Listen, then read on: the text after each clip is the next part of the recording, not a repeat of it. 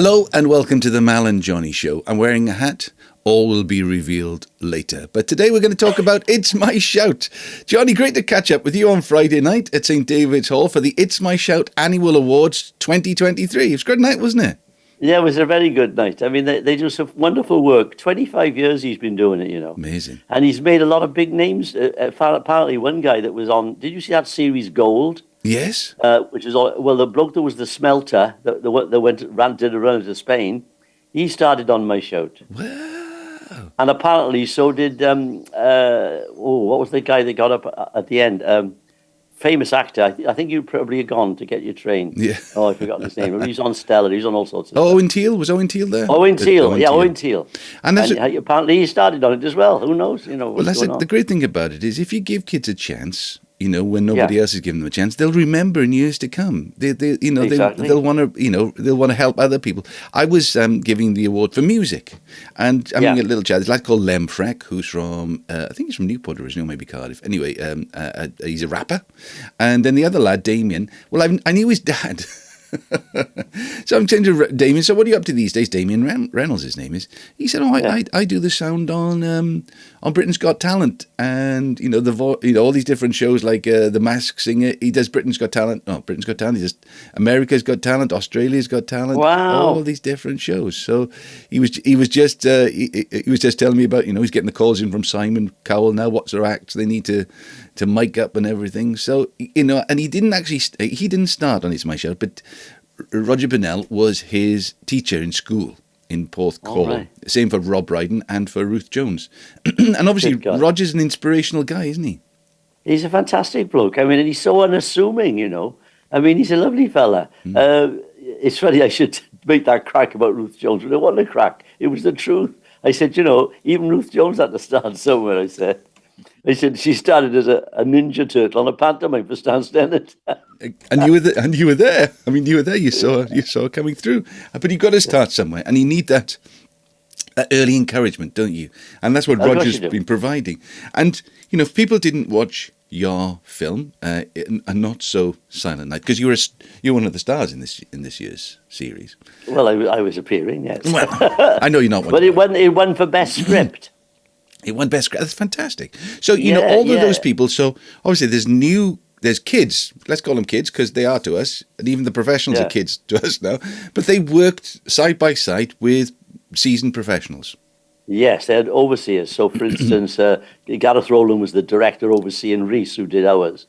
And there'd be a sound guy overlooking sound guy, and of course Johnny Ray was overlooking all the music during the series. So there was always a professional there to guide them. They let them get their own head, but they gave them tips and told them what to do, and said, "Oh no, it'd be better if you did this shot yet." So they get ideas. Yeah. These kids, Yeah, because what they say, a fool learns from his mistakes, but a wise man learns from others. And exactly. you are leaning on the experience and the mistakes that other people have made in the past. Because you don't know what you don't know, do you?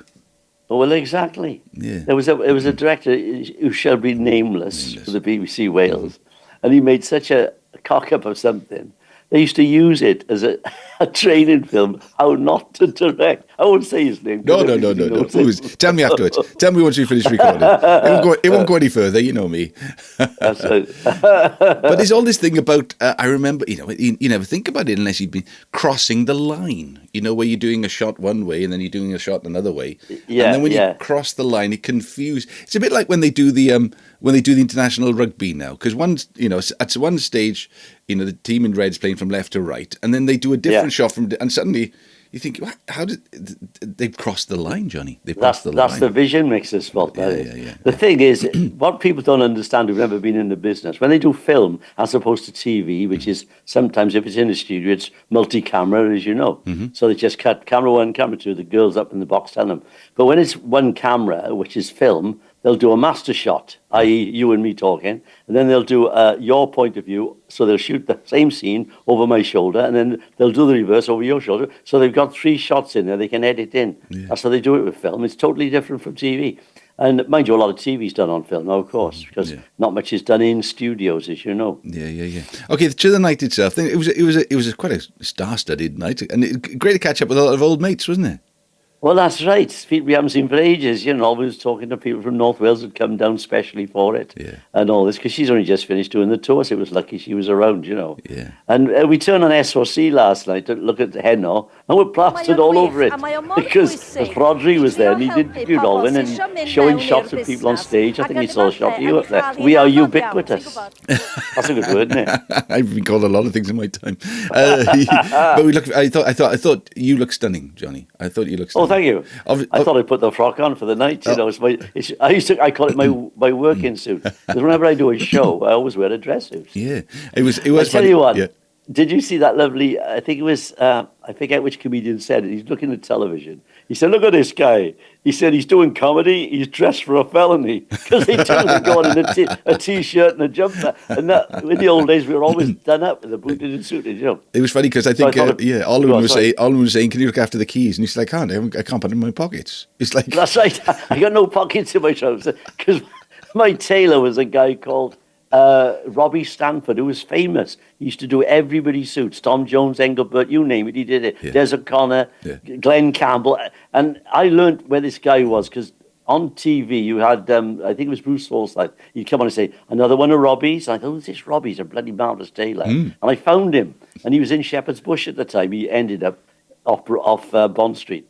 But I always went to him. He was expensive, but handmade suits, you cannot beat them. They only fit you. Do you know what I mean? Yeah. And no pockets, because that you don't. That's what he said. He said you don't want pockets, you, John. You're up there dancing and singing. You're not going to put stuff in your pockets. No, I don't need pockets.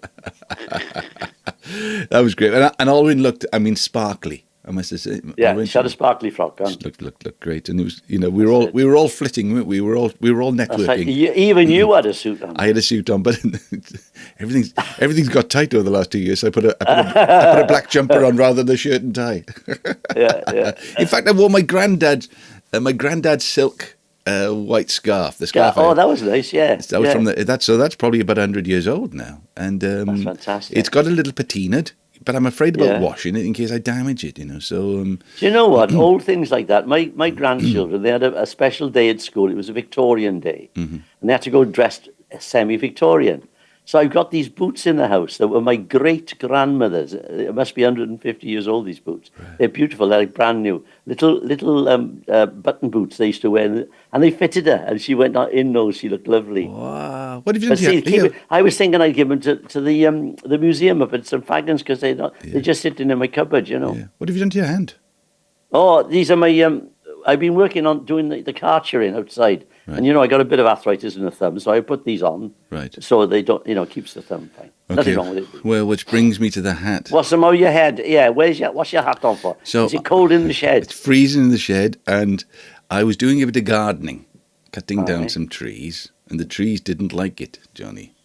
Right. The unveiling. Oh, the trees. I hope back. I'll never see something lovely as a tree. I showed my son-in-law this morning. He said, "Oh, you need a tree surgeon." Oh, very good. I thought. Did it bleed much? Did it bleeding everywhere?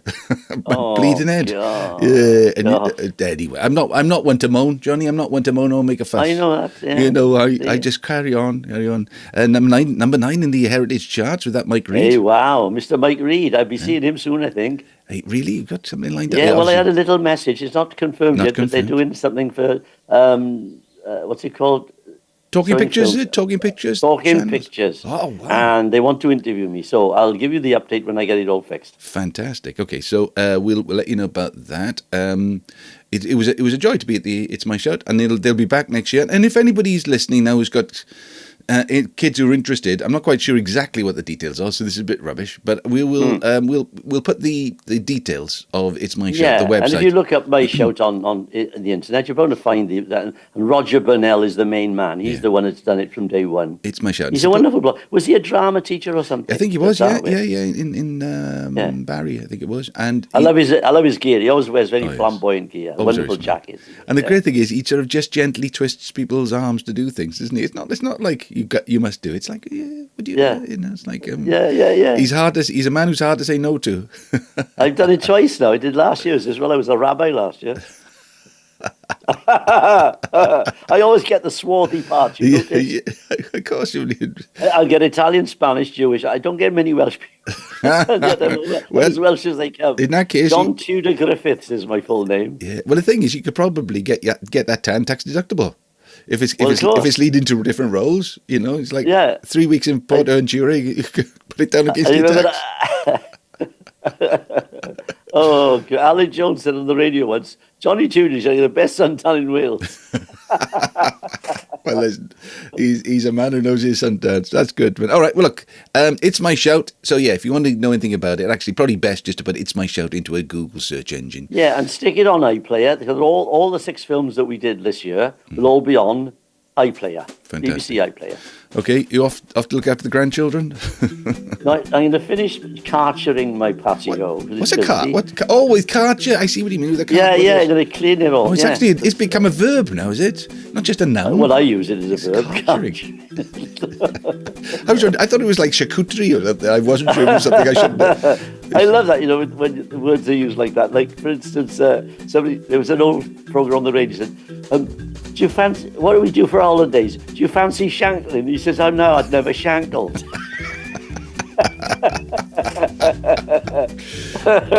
Good stuff. All right, Johnny Tudor, lovely to see you. Obviously, lovely to see you in Alwyn on last Friday. And we'll catch up next week. Actually, it's Bank Holiday Monday, isn't it? Next Monday. So we'll probably do some. We'll do one day next week. Let me know when you're available. Okay, fantastic. And when the little grandchildren are not around your legs, the same as mine. It's hard work, isn't it? But they're all a blessing. They're a blessing. Calvin would say. For the next 2 weeks, we are blessed.